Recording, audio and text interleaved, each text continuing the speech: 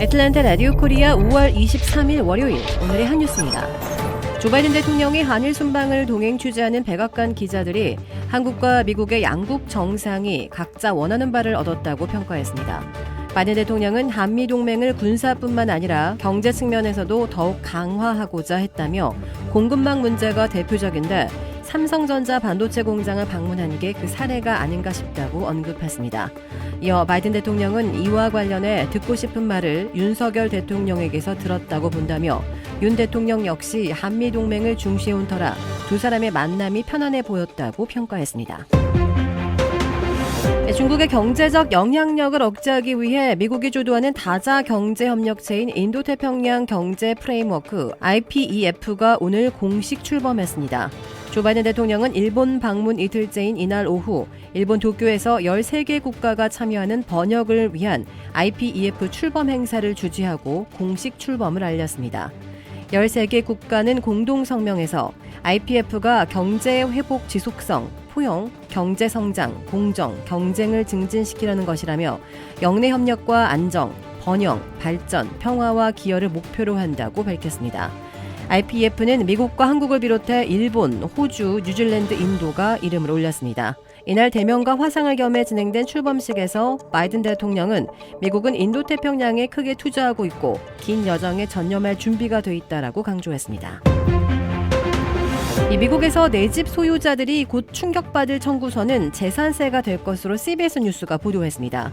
미국에서 주택에 대한 재산세는 지역 정부들이 주택가격 상승을 반영해 공시지가와 같은 평가액을 먼저 산정해 보내오고 재산세를 부과하고 있습니다.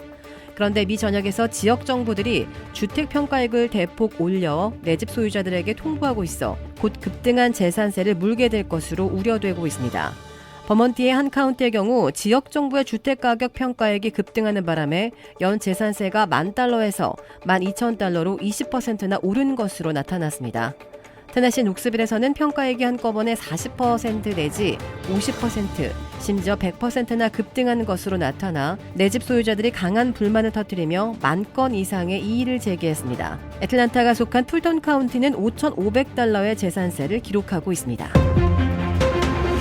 미 본토가 때이른 폭염과 뒤늦은 눈보라 등 이상 기후에 시달리고 있습니다. 지난 주말 사이 버지니아주에서 뉴햄프셔주에 이르는 미 북동부에는 평년 이맘때보다 수온주가 섭씨 11도에서 17도가 더 높이 올라가면서 일부 지역에서 사상 최고 기온 기록이 세워졌습니다.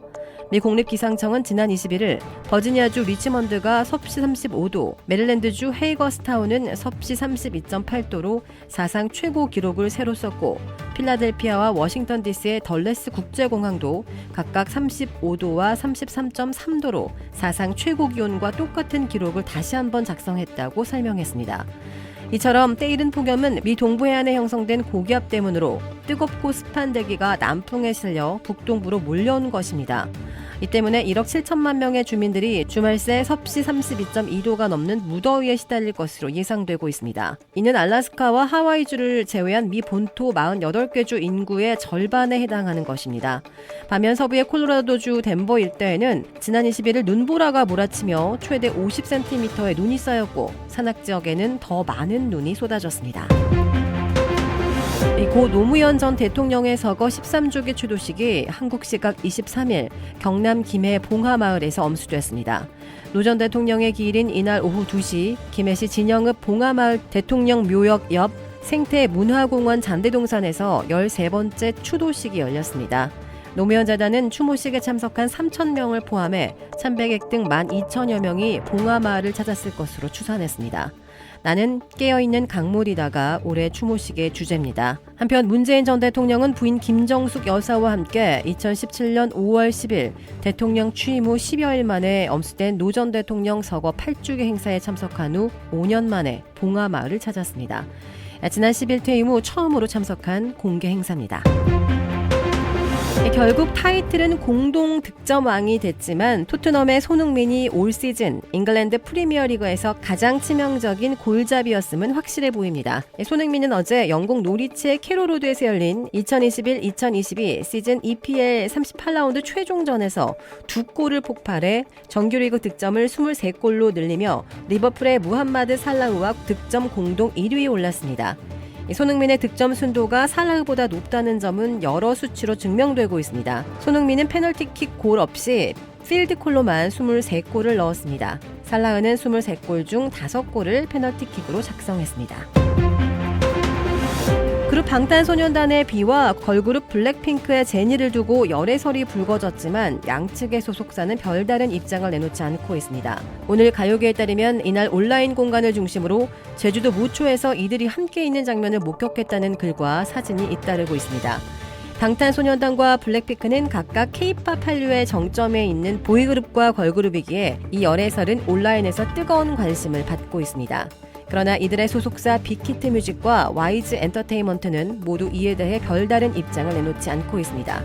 앞서 블랙핑크의 제니는 지난 2019년 1월 그룹 엑소의 카이와 교제를 인정했다가 공개 연애 한 달 만에 결별했고 이후 빅뱅의 지드래곤과도 열애설이 제기됐지만 소속사는 이에 대해 묵묵부답으로 일관한 바 있습니다.